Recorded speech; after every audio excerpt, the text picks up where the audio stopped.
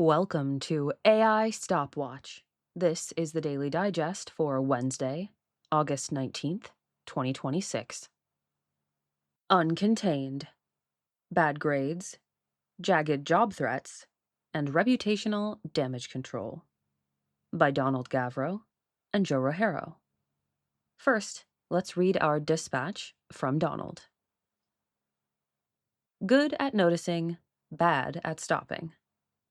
New scorecard finds no frontier lab has a working mechanism to halt a rogue AI model. New AI safety watchdog Guidelight has published its first assessment of whether the frontier labs can control the AI systems that they are building. Spoiler, Guidelight is not impressed. Some backstory. Guidelight, which launched this past May, is run by two people who used to work on safety at OpenAI. Paige Headley of OpenAI's Policy and Ethics, and Stephen Adler, a safety researcher at OpenAI until 2024. Prior to this assessment, Guidelight published 3 standards laying out what the frontier labs ought to do in order to have something on which to measure their performance. The assessment discussed today judges just one of those standards. Guidelight evaluated 5 companies: Anthropic, Google, Meta, OpenAI, and xAI.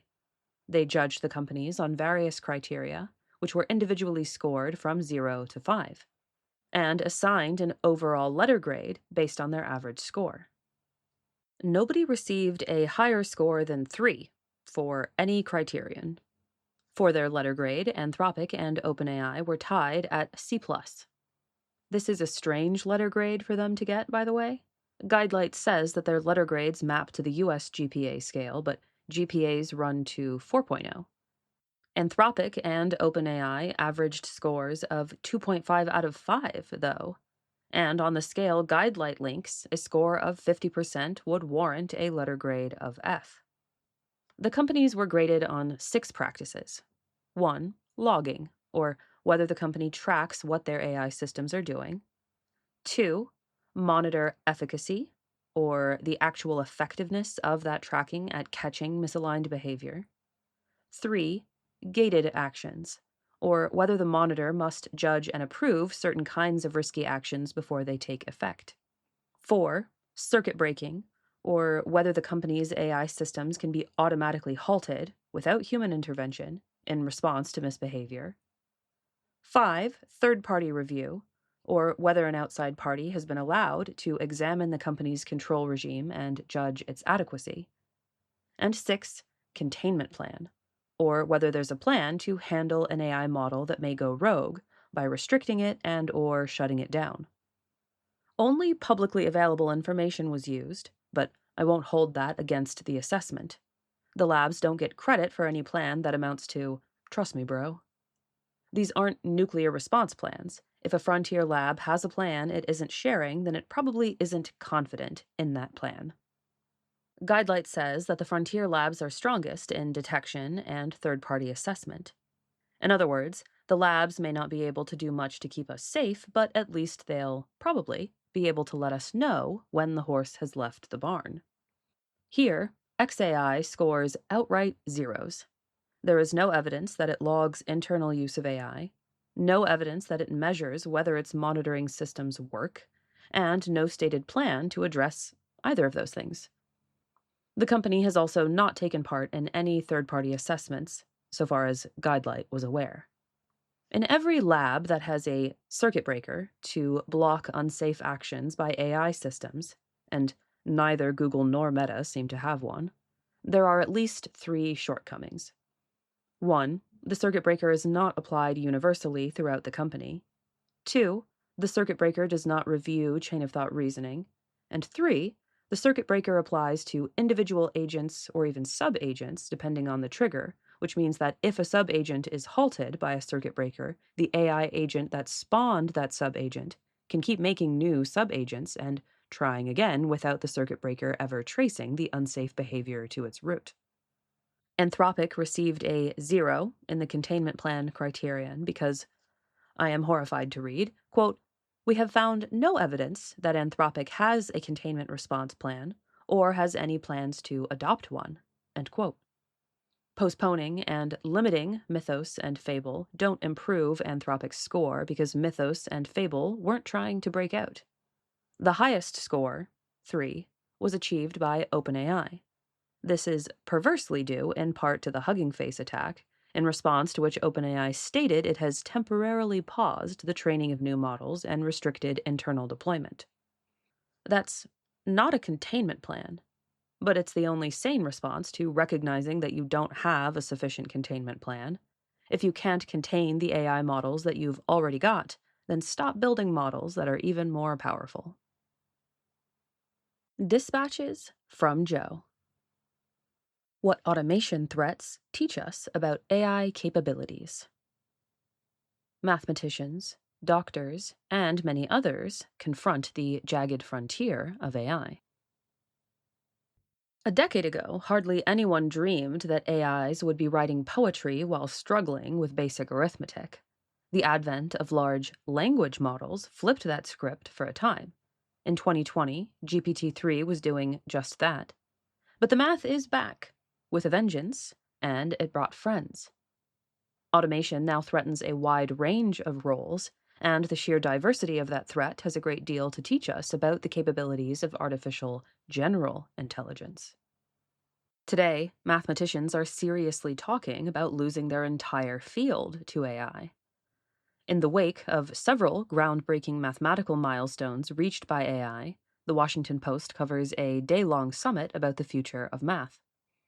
In one talk, University of Toronto professor Daniel Litt argued that there's a chance, quote, human expertise in mathematics is totally lost, end quote. MIT researcher Drew Sutherland added that it might not stop there. Quote, these capable intelligences are going to be applied elsewhere and to other fields. And maybe we're just the canaries in the coal mine that it's coming for the mathematicians first. End quote. I suspect Sutherland has come to understand an important fact about AI capabilities. AI is getting better at everything, but not at the same rate. This is a further illustration of what's been called, quote-unquote, jagged intelligence. One example of this jagged intelligence at work, Anthropic recently announced progress made by its AI, Claude, in life sciences. Specifically, Claude designed hundreds of new, quote-unquote, mini-binders, small proteins that attach to specific target proteins, like connectors for life's building blocks. And it matched fully equipped human experts in analyzing the content of a chemical sample. The protein design looks like the bigger result, with Claude having found roughly half as many mini-binders in this effort as humans have to date. But automating a days-long chemical analysis in under half an hour is nothing to sneeze at either. As developers train larger models on new datasets, AI capabilities expand in jagged spurts. Some, like Anthropic's chemistry progress, make a certain amount of sense when you consider the training data, though the exact rate of progress is still unpredictable. Other capabilities, like social engineering or inducing psychosis in the vulnerable, come as a nasty surprise. A decade ago, I might have naively expected that AI progress would advance along a predictable track, starting with logic and pure math and passing up through physics, chemistry, biology, and eventually psychology, medicine, law, and other messy fields. After all, it's what sci-fi has primed us to expect of machines. But as often happens, reality has proved weirder than fiction. In any case, Sutherland is right. AI is already encroaching on fields besides mathematics, like, say, medicine. As reported by Axios, an article in the Journal of the American Medical Association, JAMA, suggests that AIs may soon exceed doctors in many aspects of medicine. Quote, generative AI, quote-unquote, rivals or outperforms doctors at 5 cognitive medical tasks, the piece argues: gathering patient information, making diagnoses, selecting tests to establish a diagnosis, prescribing appropriate treatments, and managing chronic diseases, end quote. A day later, the AMA and the Digital Medicine Society published a framework covering roles they consider, quote-unquote, fundamental to the profession. I noticed a concerning brevity and vagueness in their list of indispensably human responsibilities, and I wonder if next year's framework will be shorter and vaguer still. This week alone, we've seen several more fields visibly threatened by AI. Today, The Guardian described AI's growing use in human resources and hiring. Even physical tasks are not exempt, as Reuters and others discuss the latest logistics, manufacturing, and service demos from Chinese robot makers, moving and sorting boxes, packaging phones, and handling household chores. Meanwhile, Bloomberg catalogs some of the options that are being proposed for after AI replaces all the jobs, like AI dividends or basic income for all. My own views here are somewhat conflicted. High quality work in any field is usually a good thing, whether that work is done by machines or humans.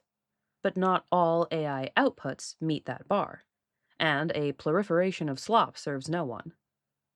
And, for various reasons, the end state of the trajectory we're on does not look very human at all. Increasingly, though, people seem to be realizing that they need not stand helplessly by while their careers succumb to automation. A mathematician friend of mine, Xiaoyu He, has taken the alarm in his own field as an opportunity to warn his peers about the threat of extinction AI poses, urging them to turn their attention to understanding and steering the minds of AIs. I commend his initiative and drive. For my part, I normally recommend that those interested in the future of AI set their sights instead on policy or technical governance, or simply follow Xiaoyu's example and share their own concerns with their peers. Despite PR efforts, Americans still oppose data centers and AI. Community pledges and funding don't seem to be swaying public opinion by much. It looks like opposition to data centers will be a major fixture of upcoming U.S. elections. It's already a central issue in several gubernatorial races, Axios reports, citing Pennsylvania and Wisconsin as examples. Pennsylvania's Democratic Governor Josh Shapiro and his Republican opponent, Stacey Garrity, are both taking stances that would limit data center development in the state.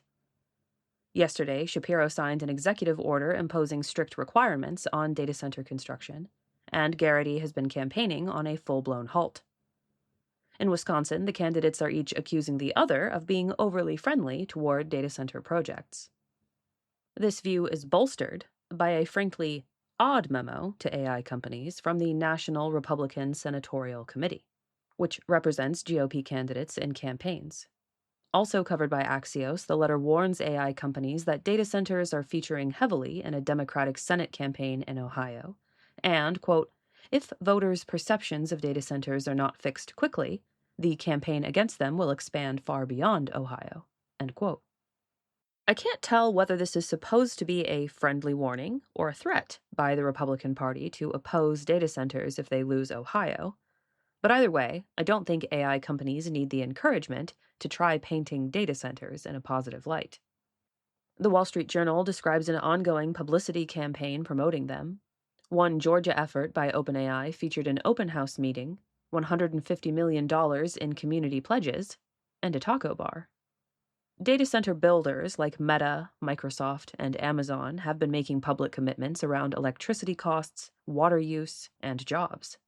Meta has also pledged a $1 billion fund for sweetening the deal in affected communities. I'm not getting the sense the communities are buying it, though. I honestly feel some sympathy for these companies, as they experience a frustration many Americans share with the sea of misunderstandings, environmental reviews, and red tape that often plagues large-scale construction projects. Assuming the builders make and keep commitments to reimburse anyone affected and offset costs like electric bills for the local community, I don't think data centers are innately bad. Though it's telling that they seemingly weren't making such commitments until after the massive backlash, and that many builders are trying to keep construction a secret from communities with non-disclosure agreements. At the same time, I think AI companies' reckless endangerment of our species is more than deserving of ire, and I have to respect the sea of grassroots opposition on display. And it's not just limited to data centers. The Washington Post reports on a Pew Research poll finding that when it comes to AI, quote-unquote, more concerned than excited, young Americans now outnumber the inverse 5-1, and nearly 3/4 think AI will destroy more jobs than it creates. I don't think there's a community pledge on Earth that is large enough to offset the direction they're taking humanity's future. That's all for today. My name is Tango Batelli, and you've been listening to AI Stopwatch, dispatches from a world racing to extinction. The analyses and opinions expressed on AI Stopwatch reflect the views of the individual contributors and the sources they cover, and should not be taken as official positions of the Machine Intelligence Research Institute. Please support the AI Stopwatch podcast with a like, share, or review on your platform of choice, and we'll see you tomorrow.